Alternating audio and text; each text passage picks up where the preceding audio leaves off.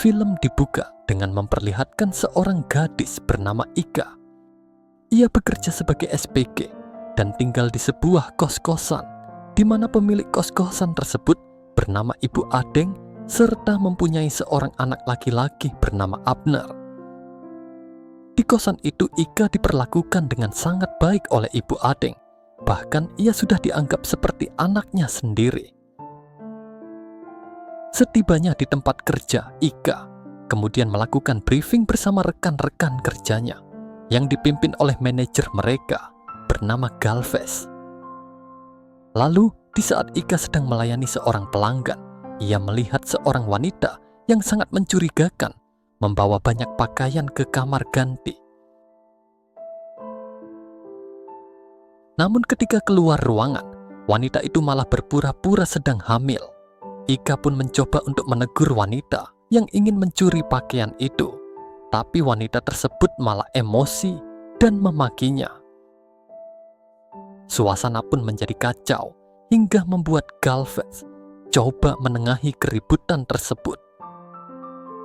Karena tidak terima dihina oleh wanita itu, Ika lantas menggeledahnya secara paksa dan terbukti wanita itu telah mencuri beberapa lembar pakaian.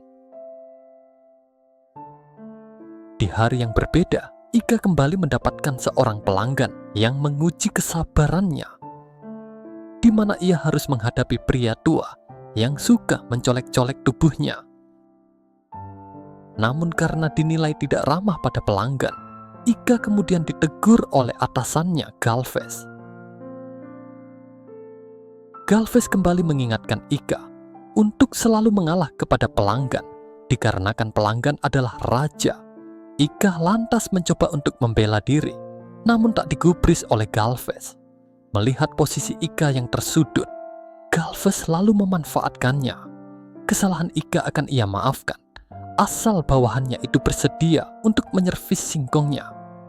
Dengan sangat terpaksa, Ika pun menuruti persyaratan dari Galvez itu. Beberapa saat kemudian, terlihat anak dari pemilik toko bernama Dave datang berkunjung. Di sana pemuda itu langsung menemui ayahnya yang berencana akan menyerahkan seluruh kepemilikan toko padanya.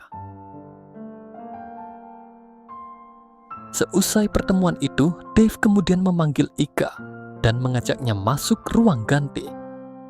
Tak disangka di ruangan kecil itu, Ika juga harus melayani hasrat dari bos barunya. Ketika pulang kerja, Ika dijemput oleh pacarnya yang bernama Roman, dan ia berprofesi sebagai seorang polisi. Diketahui ternyata pacar Ika ini sudah mempunyai istri.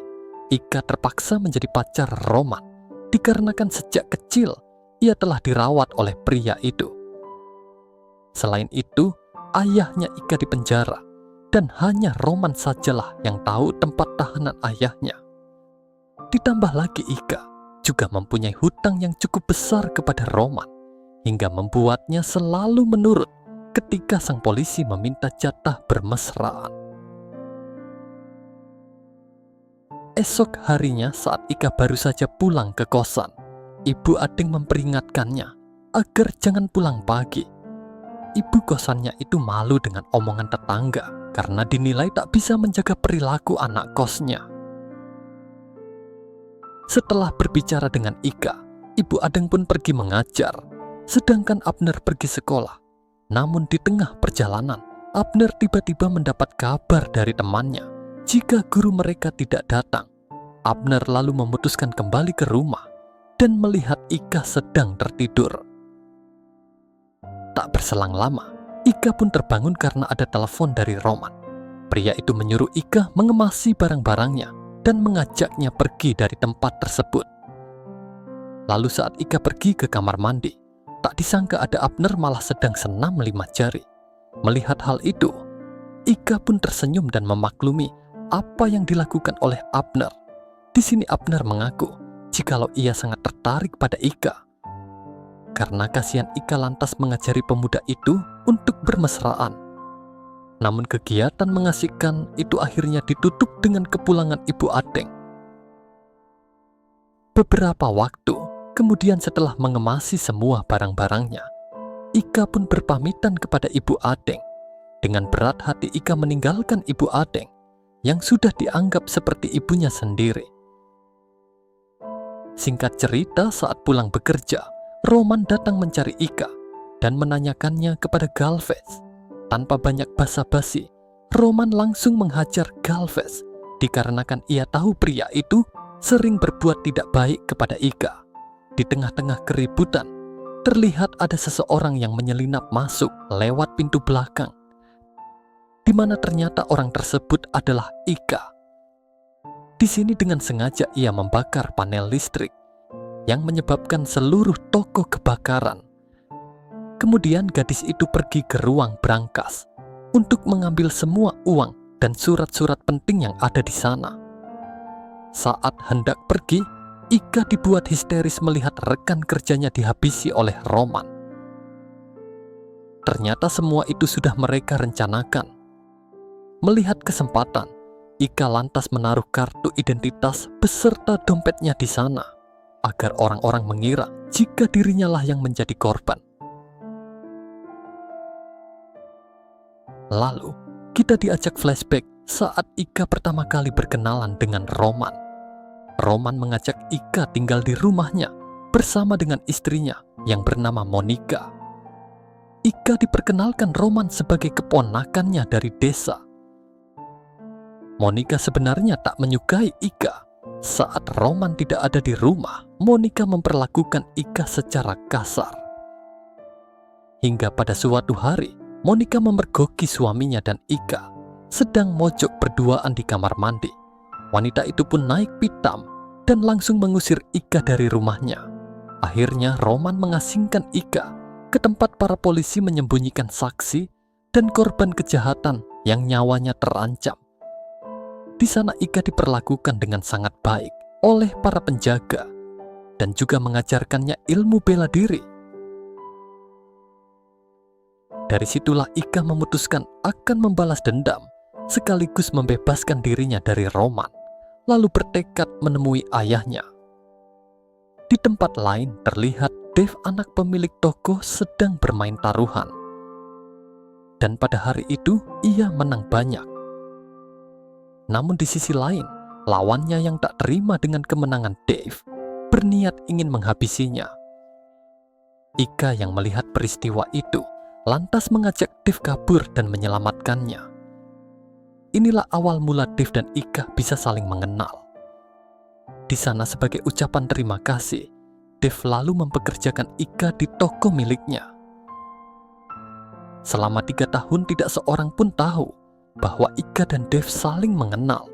Dan selain itu, Ika dikirim sebagai mata-mata di toko tersebut untuk menjalankan misi khusus. Ia menjalin hubungan dengan Dave, bahkan bertahan dengan Roman pun merupakan bagian dari rencana. Perbuatan Ika yang ribut dengan pelanggan juga merupakan tindakan yang disengaja agar ia dipanggil ke kantor guna mengetahui tempat berkas audit dan posisi berangkas disimpan. Pembakaran toko pun ternyata merupakan rencana dari Dave agar ia bisa mendapatkan uang asuransi untuk menyelamatkan perusahaan dari kebangkrutan.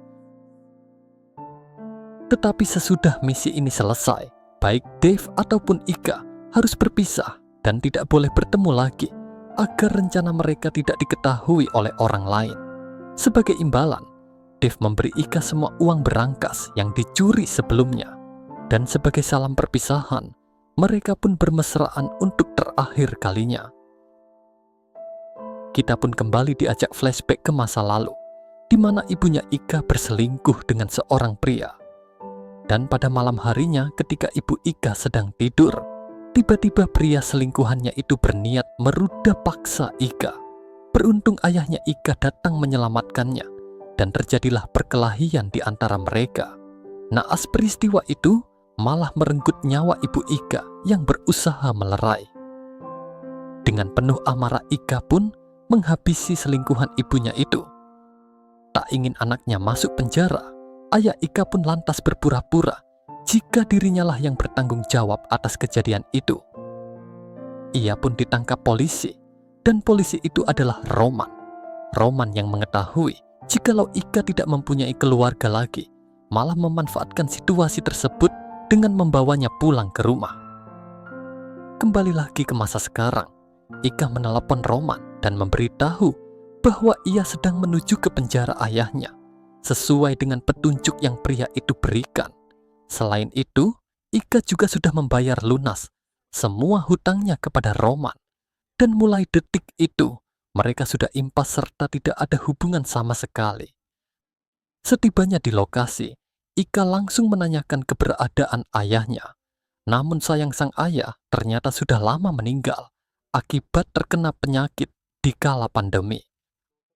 Mendengar hal itu, Ika sangat sedih karena belum sempat bertemu dengan ayahnya. Ia juga marah pada Roman karena tidak jujur serta memanfaatkannya selama ini. Beberapa waktu kemudian, Ika bertemu dengan dua orang pria yang membawakannya sekantong jenazah, di mana ternyata itu adalah jenazahnya Roman. Ika sengaja menyewa orang lain untuk mengeksekusi Roman sebagai bentuk pembalasan atas perilakunya selama ini. Dan film ini pun selesai.